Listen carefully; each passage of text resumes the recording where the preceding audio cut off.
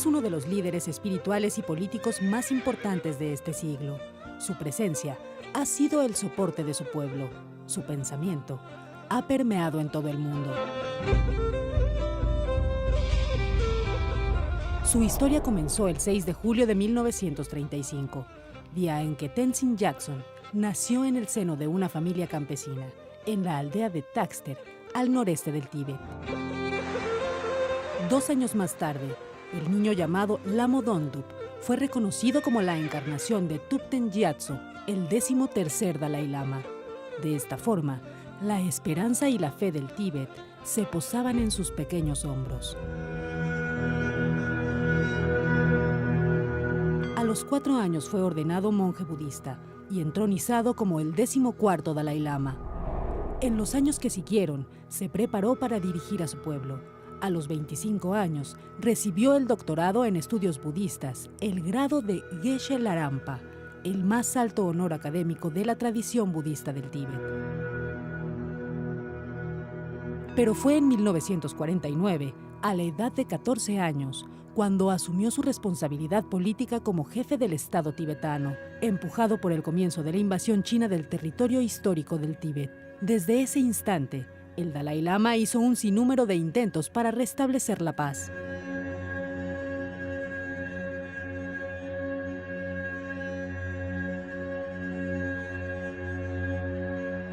Se vio obligado a escapar del Tíbet y exiliarse en Dharamsala, India, desde donde estableció y dirigió hasta 2011 el gobierno tibetano. Pese a la adversidad, el Dalai Lama no ha parado de difundir su mensaje de paz por el mundo y de alzar la voz en favor del Tíbet.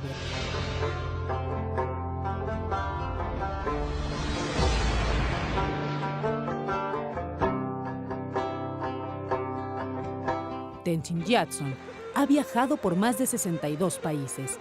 Desde 1959 a la fecha, ha recibido más de 84 doctorados honoris causa, distinciones y premios como reconocimiento a su mensaje de paz, no violencia y comprensión entre religiones. Entre estos premios destacan el Nobel de la Paz obtenido en 1989 y la Medalla de Oro del Congreso de Estados Unidos en 2007. Tenzin Gyatso, el 14º Dalai Lama, también es autor de más de 72 libros, en los cuales comparte su mensaje y pensamiento.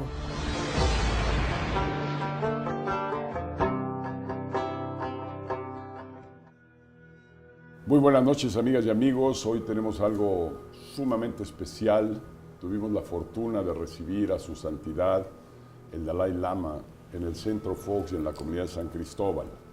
En esa misma ocasión le pedimos a él esta conferencia donde nos va a hablar de cosas muy especiales, sobre todo que tienen que ver con la persona humana, con la compasión y demás de las grandes virtudes que él pregona a lo largo y ancho en todo el mundo.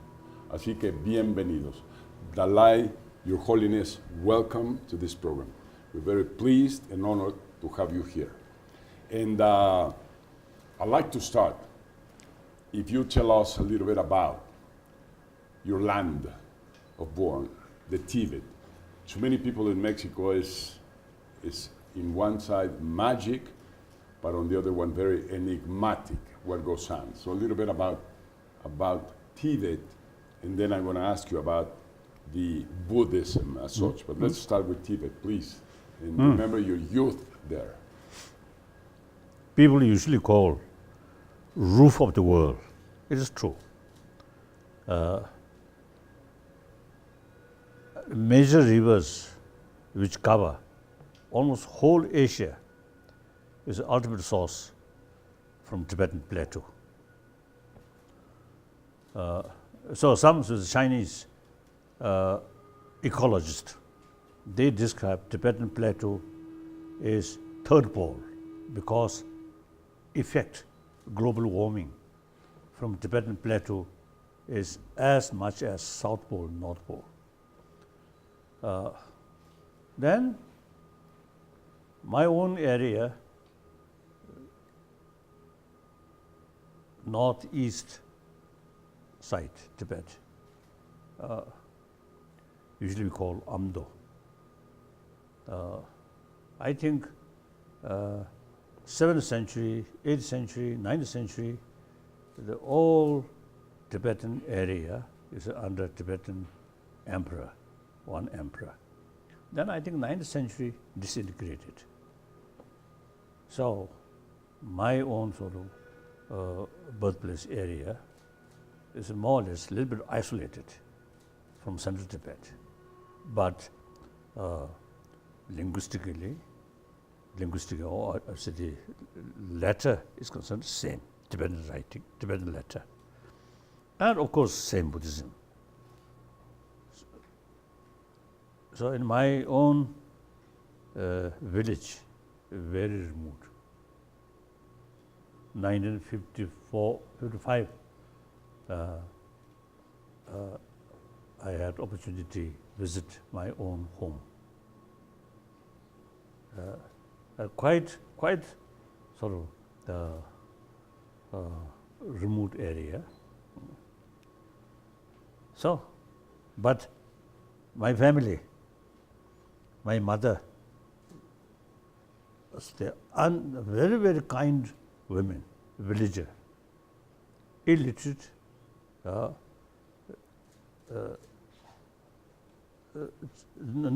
sort of education, but very, very kind hearted.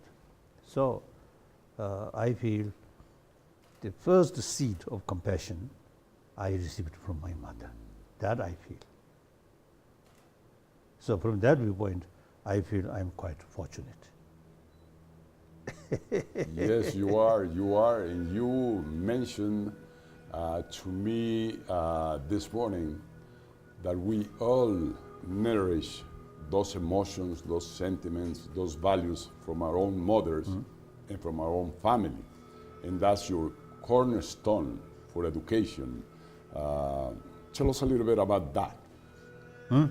Tell us a little bit about education, but the education we receive at home, we receive from our mothers, from our family. Now, family, my father, mother, all illiterate, uneducated, just a farmer. But I think a very happy family like that. Then around 3 years old, I think 3 years old, you see, they sort of concerned people recognized me as a Dalai Lama. Then I think 4 years old, you see, came to central Tibet. Then I think around 6 years, then I start my study. At that time, of course, as a child, no interest for study. Only interest is play, run here, there. But it's compulsory. Also, the education system, mainly monastic education system. It is actually, I think, Indian tradition. And 1,000 years ago, you see, the one of the, I think, most famous Indian monastic institution, that's Nalanda. So Tibetan Buddhist study is according to that tradition. So firstly, we memorize all the important, we call root text. Then explanation with commentary. Then my own age, I think about 11, 12, I start, you see, the practice debate. It's a dialectic sort of way, dialectic way, debate. That way, that's the method for study. So, in the meantime, I also, you see, learned writing and grammars of these things. So then around, I think 12, 13 years my age, then I developed genuine interest for study. Like that, till my age 24, the final examination. But meantime, 1954, I went Peking And that also is quite, I think, quite experiencing. You see, meeting with the Chairman Mao Zedong, several times we developed some kind of relation, father and son. He considered me as a son. I consider him as my father. Very, very cordial. And I think we developed genuine trust each other. But then gradually that changed. Then 56 came to India. Then 58, 57, 58, 2 years, because we already decided 59 final examination. Then I really made a lot of effort for study because of examination. See. And did you pass the examination, of course? Oh, yes, of course. Half, I think, because of my name. Okay. Your name, Dalai Lama. Yes. So people, you see, respect. So people may not sort of ask me, you see, difficult questions. So some, I think, some. But then, after 59, we came to India. Then I restart study. That's entirely volunteer basis. Even today, still I study and think. Very useful, very helpful. But at what time you finished the first part of your studies and you come out of the monastery and then you go with people? At what time that happens? No, you cannot say that. I think, how could I say, around my age, I think 16, 17, already I start teaching. Okay. So you see, public teaching. So that really becomes something, my sort of relation with public. Otherwise, Dalai Lama, you see, remain more or less isolated from the people. But the teaching gives me opportunity. Then my own sort of habit or style, nature, I always, whenever I meet people, I talk. See. Very, very sort of, like intimacy like that way. I always do that. So anyway, Dalai Lama, as a very holy person, a little bit isolated. Anyway, through public teaching, the people knows me. I always make joke. I never sort of carry teaching with sort of very, solemn way. I always making jokes like that. That's my when life. you are Dalai Lama, there is no other Dalai Lama, only one Dalai Lama? Oh yes, but Lama, reincarnated Lama, I think thousands in Tibet. Okay. But Dalai Lama, I think this very word, Dalai, is Mongolian word. I think about 600 years ago, one top scholar, his name Tsongkhapa, Losang Trangpa. Actually, I often is telling people, Tsongkhapa's birthplace very near my birthplace. So we are more or less the same area you come. So in any way, the first Dalai Lama, actually one of the disciple or student of that great philosopher, thinker. Then second Dalai Lama. At that time, the name Dalai not yet come. Then third reincarnation, visit Mongolia. Then Mongolian chief, you see, give Dalai Lama the name Dalai Lama as some kind of a title like that. So there are, as far as I think the historical sort of high ranking higher grade, I don't know that word. Ranking. Or I think Sajja Lama is the topmost sort of the important or highest Lama. Then Karmapa, and these are higher historically also.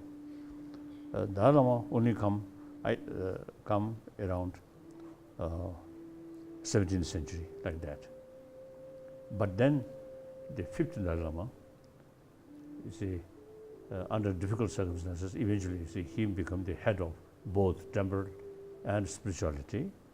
So then Dalai Lama institution becomes more sort of significant or something like that. Mm-hmm. I 14th Dalai Lama, 14th sort of lineage Dalai 14th. Lama, 14th. 2 years ago, I voluntarily sort of ended the culture or the sort of system. Dalai Lama institution automatically become head of Tibetan political leadership and spiritual leadership. That formally I ended 2 years ago. 2 years ago. Now I'm Why? why? Why? Oh, from childhood, I really admire democracy. I always believe country belongs to people, not few individuals. World belongs to humanity, 7 billion humanity. So Tibet belongs to Tibetan people, not Dalai Lama or some Okay. spiritual leader or some other thing. Of course, the Tibetan sort of kingdom or emperor already now gone.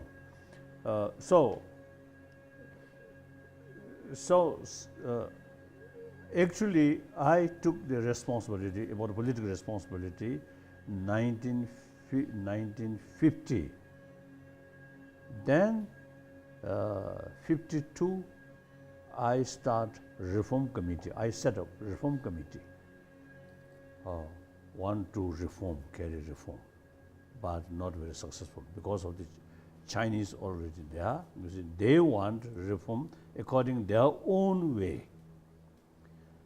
So then our own initiative not successful. Then 59,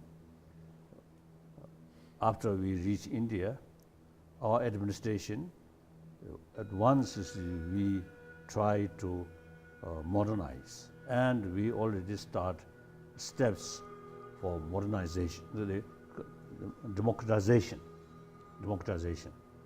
So then about, I think 2001, we already achieved elected political leadership. Then my position is a semi-retired position. Then 2011, then I completely retired, like that.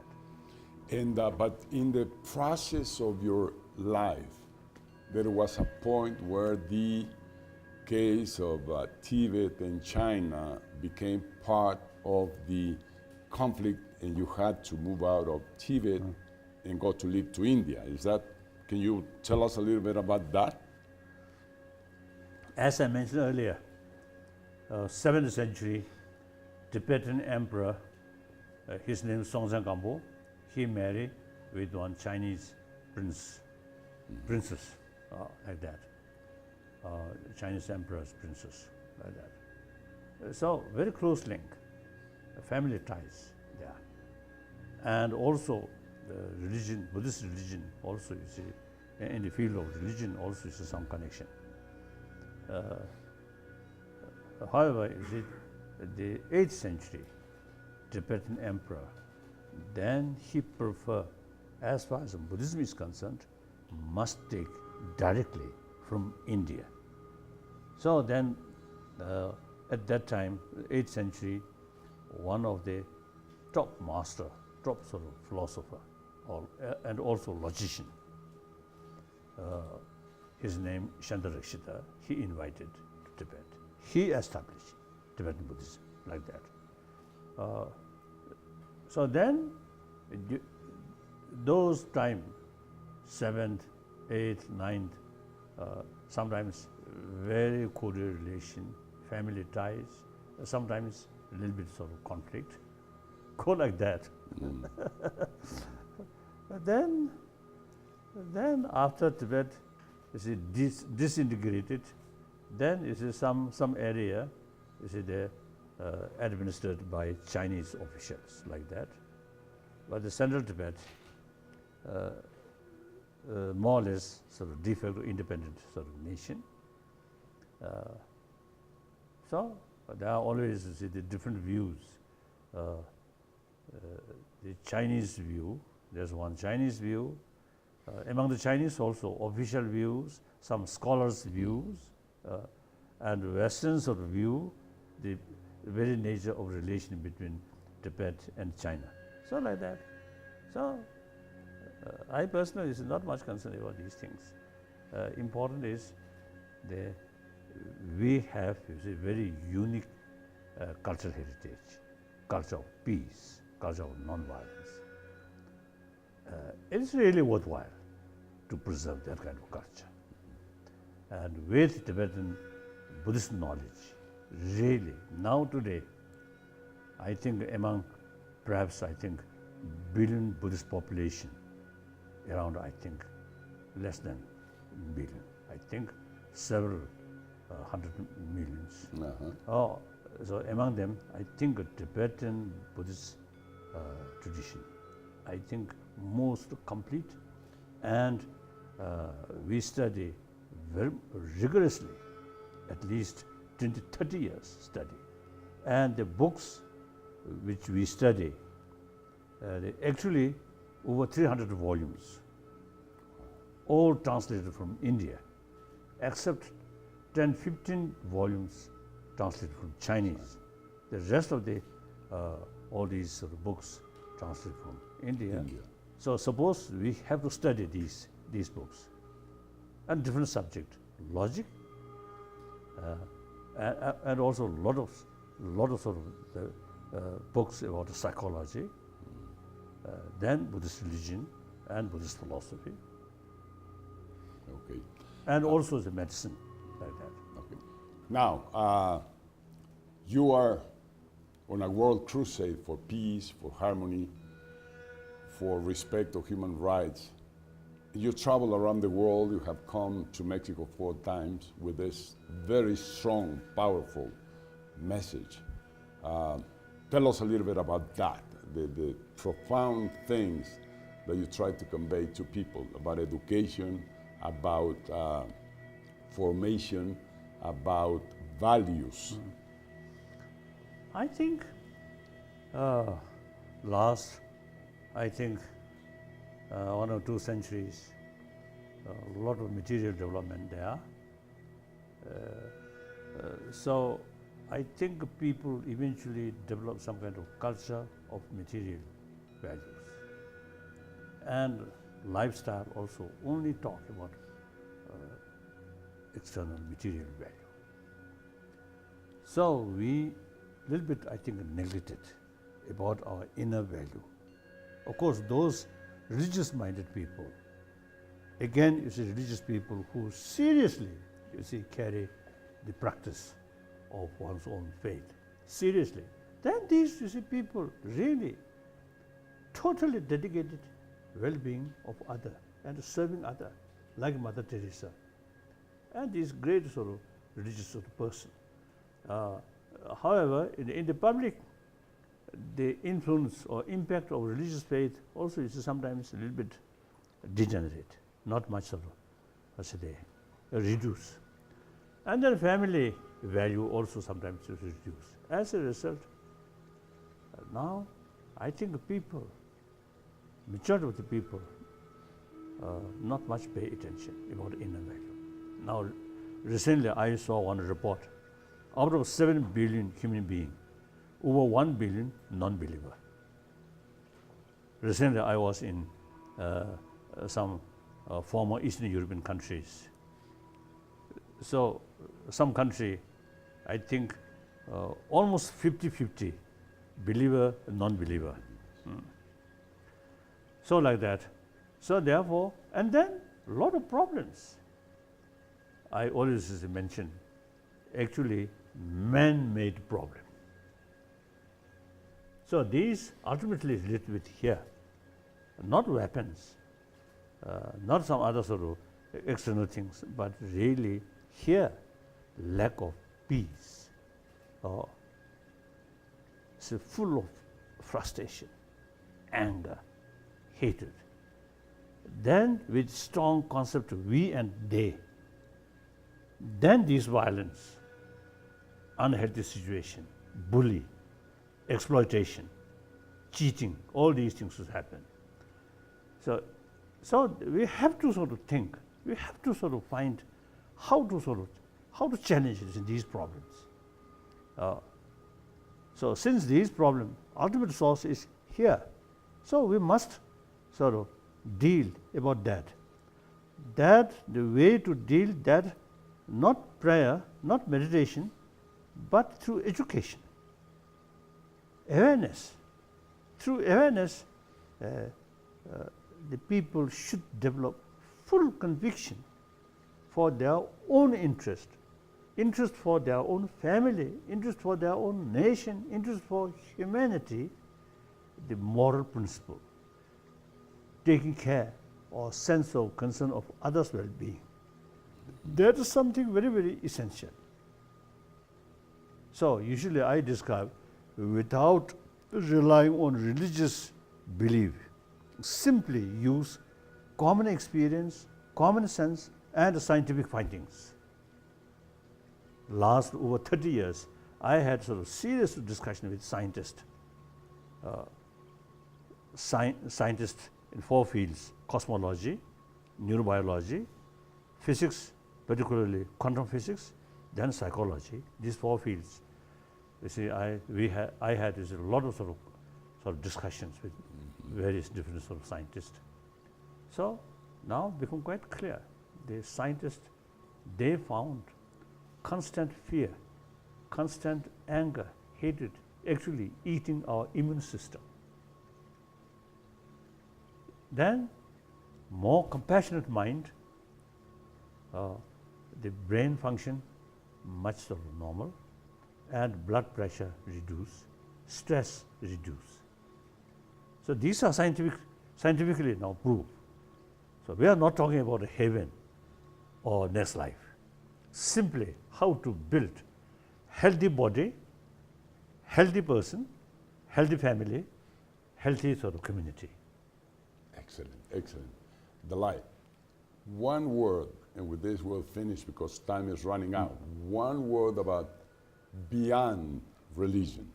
This book, which I think is marvelous, to think beyond and above religions, to think with spirituality and the common denominators that we all human beings have. Yes, that's mainly talking about secular ethics. So secular, when I use the secular, according to Indian understanding, secular means respect all religions and also respect non-believer. So that way is, I think, relevant to today's reality. If we emphasize the moral ethics should be based on religious faith, then further question, what religion? Like India, multi-religious community, very difficult.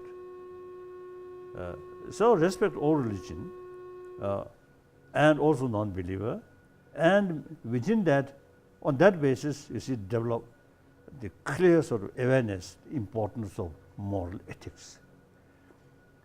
So actually, you see, the secular ethics is, I consider, basis of all major religious tradition.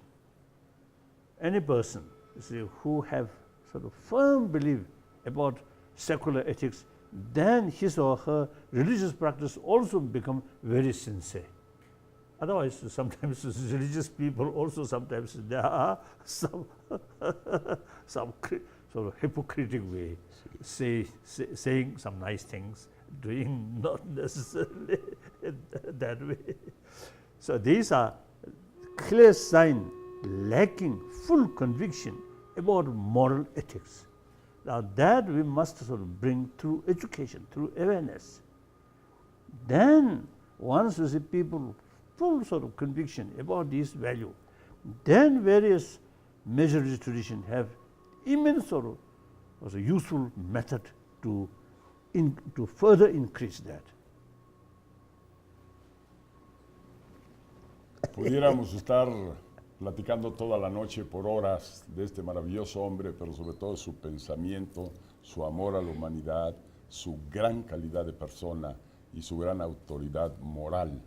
De verdad, mis respetos. Thank you. Thank you.